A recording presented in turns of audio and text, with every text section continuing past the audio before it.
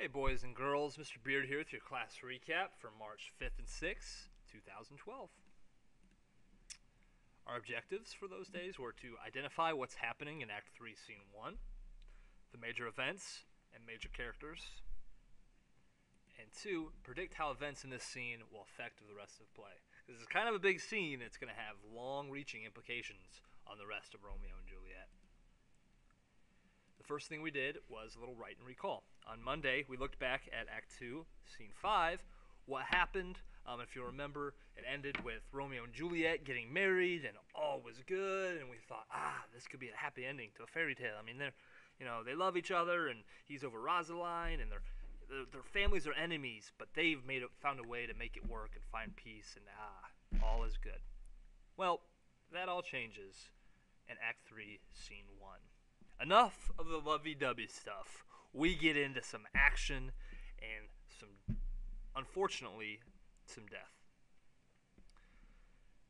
The play takes a much darker turn. If you think back to Mercutio's speech about Queen Mab and the dreams he was having, how it all starts out kind of fun and talking about little fairies and stuff like that, and then the next thing you know, it's talking about soldiers cutting throats and young girls turning toward a life of hardship and evil, and that's what this play's doing right now. It started off all fun and carefree. Well, now it takes a much darker turn in Act 3, Scene 1.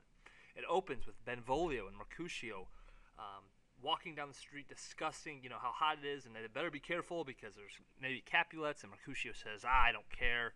Don't tell me how to live, Benvolio, and all this stuff. And lo and behold, they come across Tybalt and some other Capulets, and Mercutio basically instigates a fight with Tybalt, but Tybalt only wants to fight Romeo. When Romeo shows up, he doesn't care about fighting Tybalt. Tybalt is now, through marriage, his cousin, and he professes his love, and even though Tybalt keeps insulting him, Romeo just keeps saying, look, I don't want to fight you, I love you now, and all this stuff, and you'll find out why. And remember, that's dramatic irony, because Tybalt doesn't know what we know as an audience, and we know that Romeo is married to Juliet, and thus, through marriage related to Tybalt, Tybalt doesn't know this, and so he wants to kill Romeo. Romeo keeps backing down. Mercutio, seeing him back down, is disgusted at Romeo for backing down and challenges Tybalt to a fight, and they fight, and while Romeo is trying to break up this fight, Tybalt stabs Mercutio under his arm, fatally wounding him. So Mercutio dies. Romeo says that he is, because of his love for Juliet, he's become effeminate and not enough of a man's man anymore, and goes into a rage, finds Tybalt and kills him. And the last little part of the scene, the prince and some others show up.